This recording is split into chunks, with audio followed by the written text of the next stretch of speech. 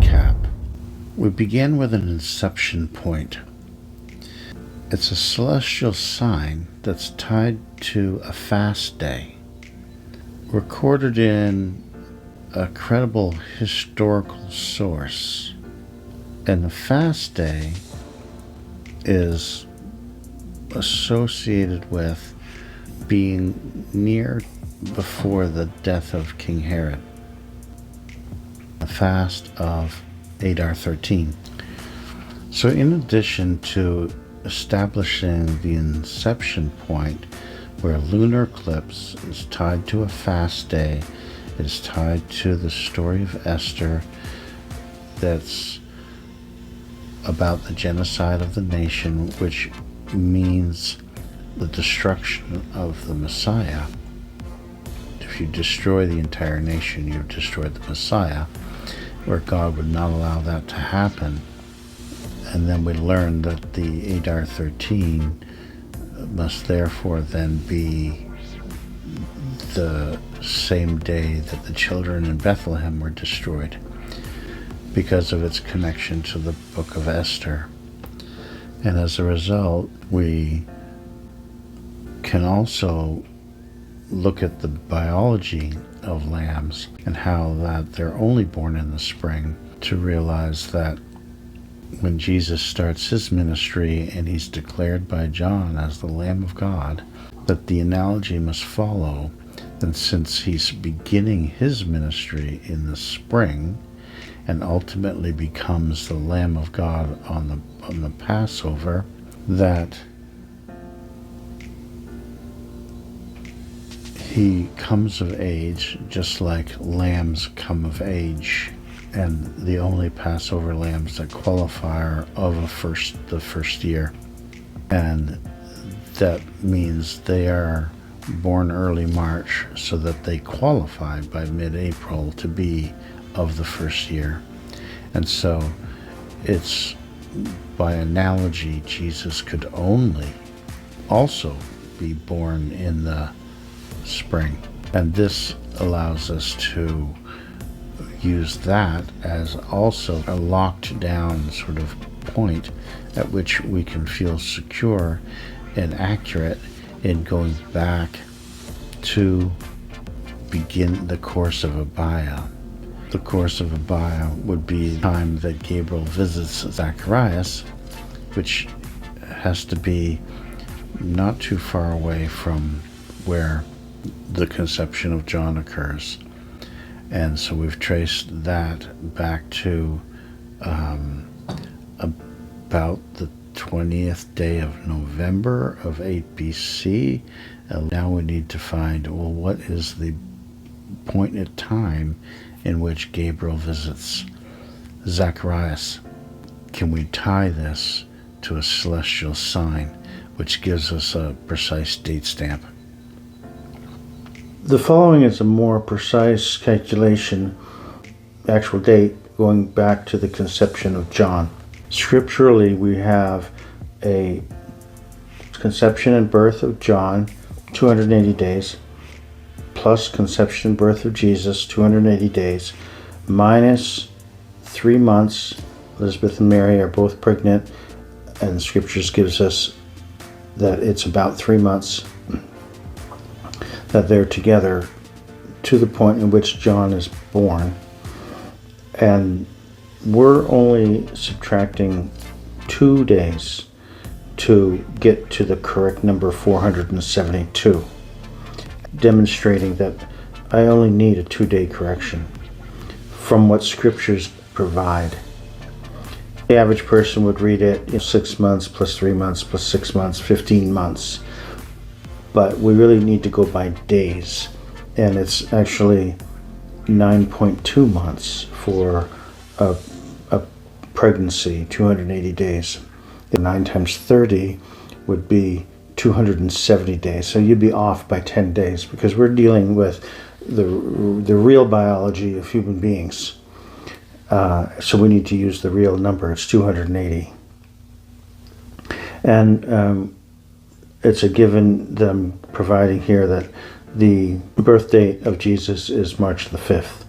And what we're doing is we're starting from March 13, which is the Adar 13, Adar 2, 13, in March of 4 BC, which represents the fast day that's described in Esther. And so that's the day that in Esther, Haman is attempting to kill all of the Jews, which means he's killing the Messiah as well, a complete genocide. And of course the Bethlehem children was a genocide as well of all the males that are 2 years of age and under. So those two things are synonymous. And so we can infer from that this March 13 of 4 BC, just before Herod dies, is the night in which the children of Bethlehem were murdered.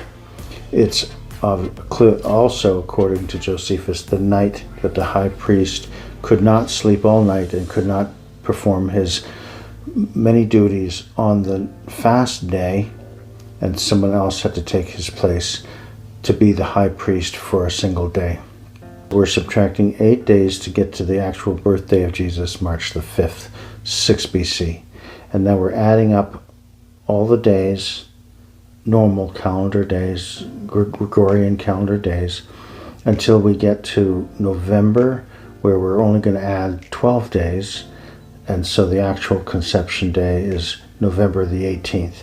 So we're adding 472 days, going back from the birth of Jesus, going back 472 days, which matches our calculation, which only needed a 2-day adjustment. So I wanted you to see that so you know where we're headed and how this calculation is more visually in front of you as opposed to just numbers that we were just vocalizing. So we're now at the point where we're trying to investigate the course of Abia.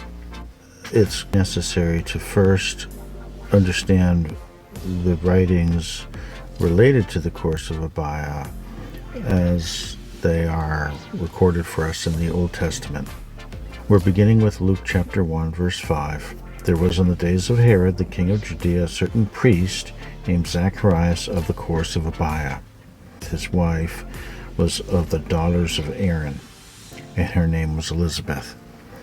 In addition to Zachariah being the course of Abia, we read here in verses 9 and 11 that his lot, he received the opportunity, the lot, to burn the incense. Now, of course, burning of the incense was a most holy thing to be allotted. You had to be amongst the esteemed priests just to be in the pool for this lot. So this was the nature of Zacharias. He was very highly esteemed. Of course, his son, by extension, would also be biased to be highly esteemed as well. And so this was the nature of John the Baptist. John the Baptist comes out of a highly esteemed priestly line and parents, so that credibility of John was in fact greater, than even Jesus. Jesus's credibility was he was born of fornication. That's the credibility Jesus started with. So John is in the perfect position to prepare the way of the Lord. He has maximum credibility, and so he's listened to. And so we get back on track here that he receives the prestigious appointment to burn the incense, and when he does so, during one of his courses, the angel Gabriel appears to him standing on the right side of the altar of incense at the moment Zacharias is burning the incense. Here we are in 1 Chronicles chapter 24. The 8th course is Abijah, or as in the New Testament is recorded as Abia. 3 and 20th, 23, and then 4 and 20th is the final count of the 24 courses. So there's a 24-week period cycle of the different families, and then there's another 24 weeks of different Kohath families. That makes 48, a 24 plus a cycle plus a 24 cycle is 48. And then there's 3 pilgrimage festivals in which you'll see they don't have a family dedicated to those weeks. They're handled as a whole group. So that's 3. So you have 51. And so now there's one more week. And they don't fill this week with some odd family. It just rotates to the next family in line. So if you get to 51 and it's the 24th course, then you would just go 52 would be back to the first course. Now, even though the first course starts at the first week of the first month, when it comes around to its turn again, it's not going to be on the first week of the first month, because it's going to, we're a week short. It's going to be the last week of the last month. And then you go another year and it's going to be short again, another week. So it's going to be the second last week of the last month and continue. So whoever that first course is, and all the courses and all the weeks keep migrating like a week or so every year down through the seasons.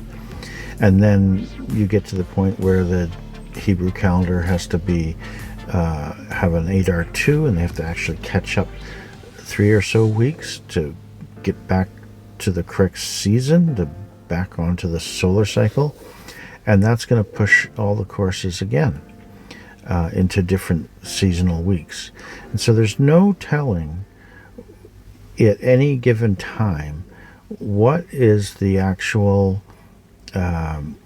seasonal week for a particular course. And we're looking for number 8. Well, when number 8 is not automatically the 8th week, or 9th week, beginning the first week of the first month. It's not automatically cleaned, and you can just go back to that time and say, okay, give me the 8th week, because it's rotating all around the seasons. And so we need to find another way to understand the inception point of the course of Abia. Most people who study the course of Abia just don't put their eyes deep into the law of Moses and into the calendar to understand what is actually going on, and that the courses migrate through the seasons. Oh, it's the 8th week. It has to be the 8th week of the beginning the new year. That is not the case, and we're going to see why. Each course stays in line and keeps rotating around, even though it's going to move them throughout the season. You see in verse 19 it says, "These were the orderings of them in their service to come into the house of the Lord according to their manner, under Aaron their father, as the Lord God of Israel had commanded him." This is the full command. Important is that you keep this order, and you never skip a week. You never sort of, you end the calendar, I've got like extra time, I'm going to fill that in with whoever, so that the first course can always land on the first Sabbath of the first week of the first month. You're not trying to do that. You're staying in this line. These are the orderings. You never are allowed to disturb this order. That's the important thing. And why is that important? Because it's designed for them to have equal time. Every family has to have equal time, because when you go serve, you eat, you get equal food, equal benefits, equal opportunity. It has to remain perfectly equal. And so it goes as a circle, and a never-ending circle. 1 to 24, 1 to 24, 1 to 24. You're skipping the festival weeks, but other than that, each course must serve out their morning and their evening precisely for 7 days. And then the next family, and then the next family, and it never interrupts. The orderings of them in their service to come into the house of the Lord according to their manner. There's no other manner. This is the only manner. And it was handed down to Aaron from God and commanded to him, you keep this manner and you never interrupt it. And that's why the courses migrate through the seasons, and they do not have a dedicated season per family. There's no concept in the scriptures of dedicating a season to the family. It's not a number. It's not a week number of the year. It's not a week number of the year. It's a week number of the order. It's just a week number of the order itself. And the order is only 24, so it only goes through part of the year, and then it has to repeat for the other part of the year, so that you have 2 possible opportunities throughout the year. When Zacharias was serving, his job was to light the lamps and light the incense and to burn the incense, and it was done in the morning and it was done in the evening. We had seen in Luke 1 verses 21 that the people were waiting outside. Why? Because at the time of incense, there was a possibility that God would speak to the priest. Normally, a set amount of time. No matter who was doing it, it takes whatever is the normal amount. 10 minutes, 15 minutes, not a lot. You're just lighting some incense. But this time, when Zacharias was serving, it took a long time. We believe it's 1 hour and 43 minutes. And we'll see that. And they marveled that he tarried so long in the temple. We read in Exodus that God potentially would have something to say to the priest who was offering the morning or evening sacrifice. Hence, the people waited for Zechariah to come out to potentially hear what God may have had to say, have said to him. Now, this is that which thou shalt offer upon the altar 2 lambs of the first year, day by day, continually. The one lamb thou shalt offer in the morning, and the other lamb thou shalt offer at even. This shall be a continual burnt offering throughout your generations at the door of the tabernacle of the congregation before the Lord, where I will meet you to speak there unto thee, and there I will meet with the children of Israel. Clearly it took so long because Zacharias was met by God in the form of Gabriel the angel, and there was a certain amount of time that went by in which they conversed. Jewish Encyclopedia, where we're informed of another aspect of the courses that are important to know in order to chart them. The Mishmar on Shabbat, and holidays. So the Mishmar is the course. Those are the courses. So the Mishmarat would change on the Shabbat, on the Sabbath. The outgoing Mishmar would offer the morning and Musaf, additional sacrifices, while the incoming Mishmar would offer the evening sacrifice and place the new showbread on the table. So this is really important. There's a morning that would serve on the Sabbath, and then they would leave. And then the new family, well, the evening. So obviously they would have to arrive significantly before sunset. The evening sacrifice and the evening lighting of the candles and lighting of the incense, etc. We see this in the scriptures. This may be the only verse that shows it. So the Levites in 2 Chronicles chapter 23 verse 8, and all Judah did according to all the things that Jehoiada the priest had commanded, and took every man his men that were to come in on the Sabbath, with them that were going out on the Sabbath. For Jehoiada the priest dismissed not the courses. Here we have a Sabbath,